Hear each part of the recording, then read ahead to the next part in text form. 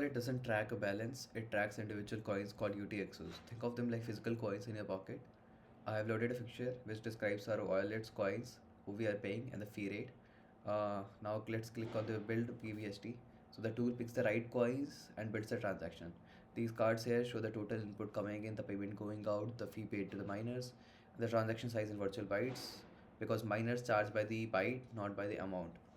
Now here is the flow diagram. This diagram shows the full flow. Inputs on the left, the coins we spend, payments in the middle, going to the recipient, and change on the right. Like getting $7 back after paying with a $20 for something that cost $13. Now the leftover goes as change, and the left, if the load hour is very small, like I-46R2, which is the dust limit, it can't be spent. So we drop it and let it become extra fee. That's called send all.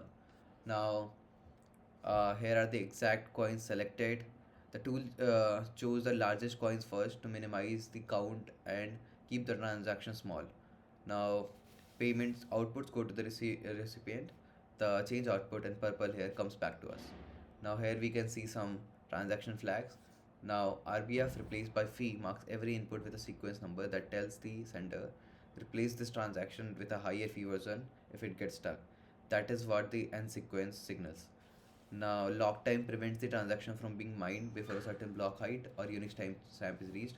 It is useful for scheduled or time sensitive payments.